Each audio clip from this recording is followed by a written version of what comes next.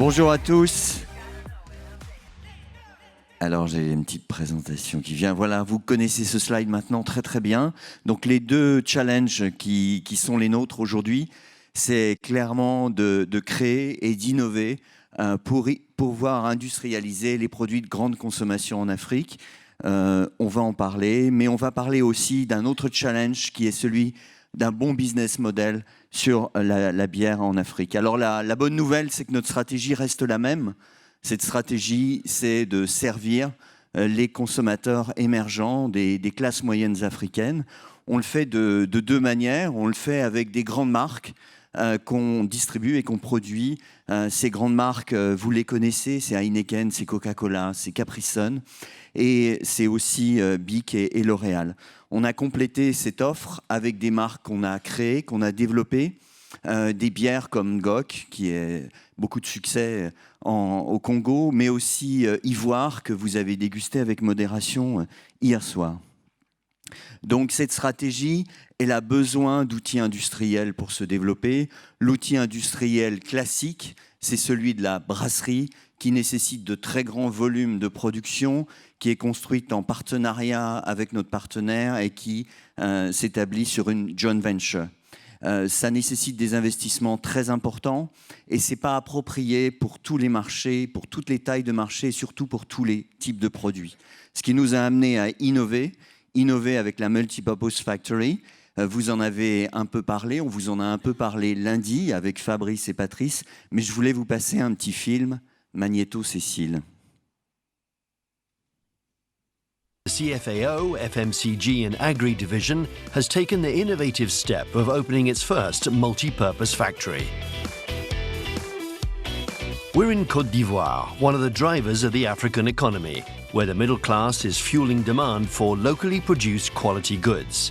To meet these needs, CFAO has expanded its offer for brands looking to increase their share of the African market. Here in Anyama, near Abidjan, CFAO has broken new ground and set up its first multi-purpose factory, a unique industrial plant producing major brand food and non-food goods for the African market. The multi-purpose factory offers 12,000 square meters of production lines and storage areas, 2,000 square meters of office space. The site, which has a total surface area of 60,000 square meters, has huge potential for expansion. The production area is divided into a dry zone for plastic components and a wet zone to produce food and non-food goods.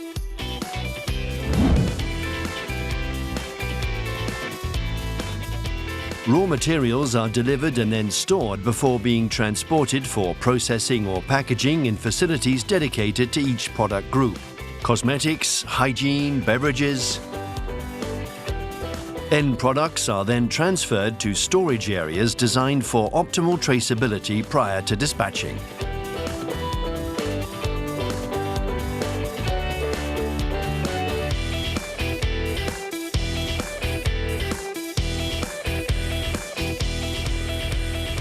The pooling and streamlining of industrial processes cuts costs and guarantees impeccable quality. Since September 2018, CFAO has made the MPF available for new and established partners to produce their goods.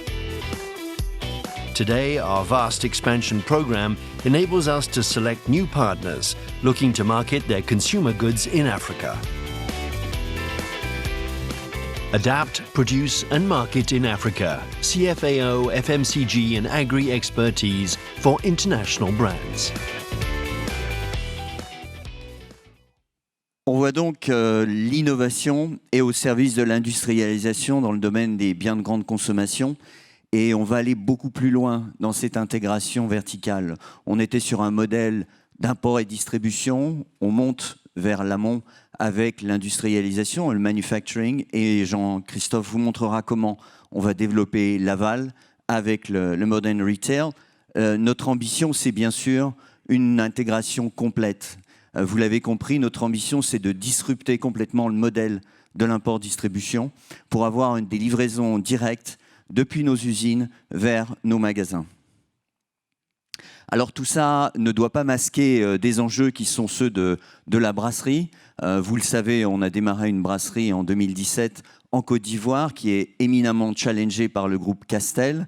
Agressivité sur les prix, agressivité sur les promotions, agressivité dans la distribution. À ça, eh bien, les conséquences ont été importantes pour nous puisqu'on a perdu 10 points de part de marché. En 2017, on avait 25 points. En 2018, 15 points. Alors comment on adresse ce sujet? On l'adresse principalement avec une stratégie extrêmement agressive qui consiste non plus à se battre sur les prix, mais à gagner en excellence d'exécution dans les points de vente, qui est basée aussi sur la reconstruction d'un réseau de distribution, puisque Castel nous bloque, eh bien on va contrer Castel en construisant des réseaux de distribution beaucoup plus efficaces et dédiés à nos produits. Et puis, on va continuer avec les forces que sont les nôtres, que sont celles de nos marques et les marques du groupe Heineken.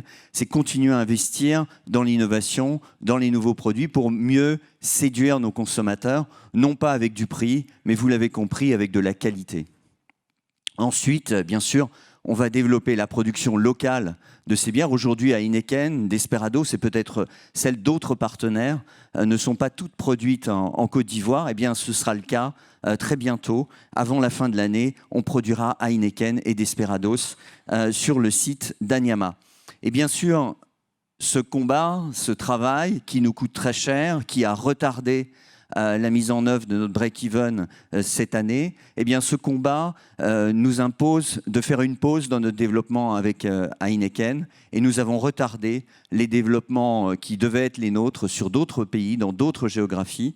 Mais je pense que c'est la bonne décision de faire cette pause pour prouver que notre modèle en Côte d'Ivoire fonctionne avant de l'étendre dans une géographie plus importante.